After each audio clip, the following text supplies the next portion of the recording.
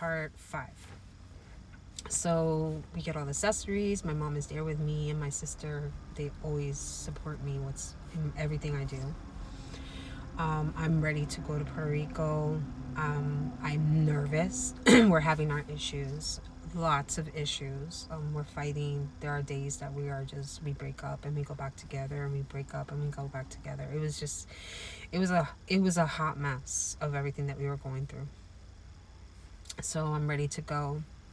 I'm nervous. Like, part of me is like, no, like, am I really doing this? Like, am I really doing this? But again, I still loved him, so I wanted to be with him. So I go to Puerto Rico.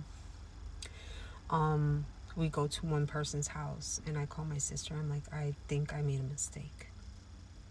And she's like, what do you mean? I'm like, yeah, like, I think I made a mistake. Like, I don't know what I'm gonna do. Like, he's not the same guy that I was with years ago. Like, he's so different. She's like, oh, talking to me and whatever. She's listening to me.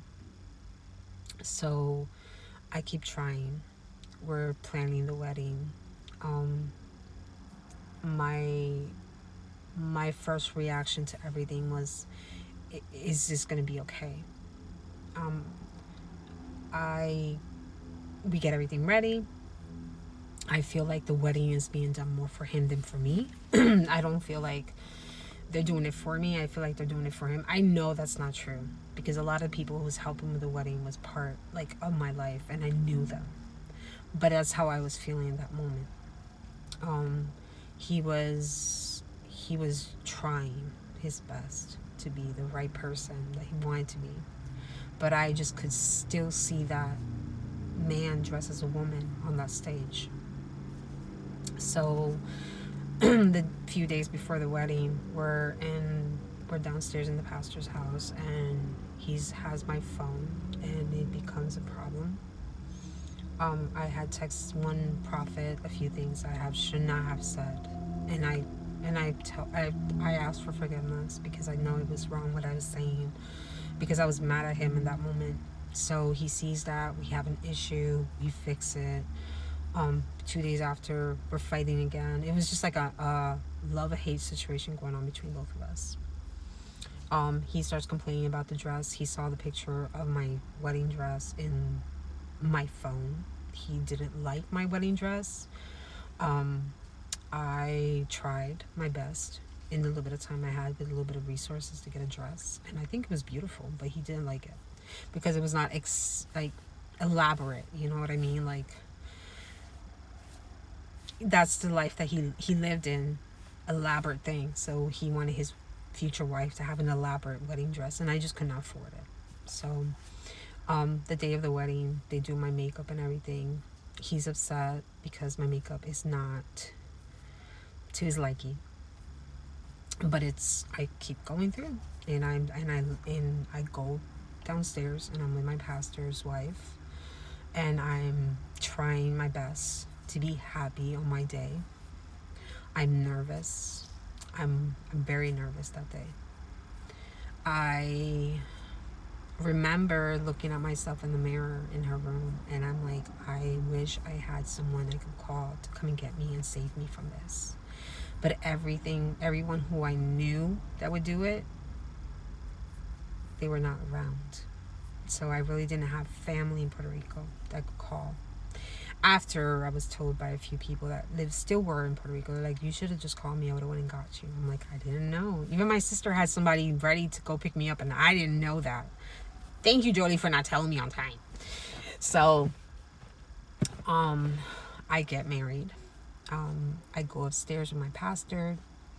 My pastor walks me down the aisle. And in that moment, which should have been the happiest moment of my life, because I was crying because I had seen him. He was crying because he knew I was coming. One of his family members like, oh, that's what she's using, so that she's late for that. Like, it was just a hot mess of a wedding. It was a hot mess. So, we get married. We do the whole Jewish wedding. We do the glass breaking. We do everything. Like, we did everything. Whatever you can imagine that you do in a Jewish thing, we did it. So we have our honeymoon, everything's fine. We had never been together, so that was just like a whole situation there. I felt like something was going on, but I didn't say anything. We were having issues even after we got married. We were bickering at each other, and we were saying things that we shouldn't say to each other. So we get ready, we get all his stuff, we come to the United States to live with my mom because I was her caregiver and I couldn't leave her alone. So we move in with my mom. After like a few months that we're together, he has to go to Ohio to go preach and do his prophet thing. I stay here. I don't even think he invited me. I don't remember him inviting me. He said he did, but he never invited me, okay? I was never invited to this. So he goes to Ohio. I stay. I get very sick and whatever. He comes back. I wasn't excited to see him because I was sick, I guess. It was not enough. So a few weeks after, he has to go back to Ohio. We were having our issues. I was done with it. Like, I was done with the situation. In one moment, I saw on my laptop that he was looking at men, and I just couldn't take it no more. So he goes to Ohio.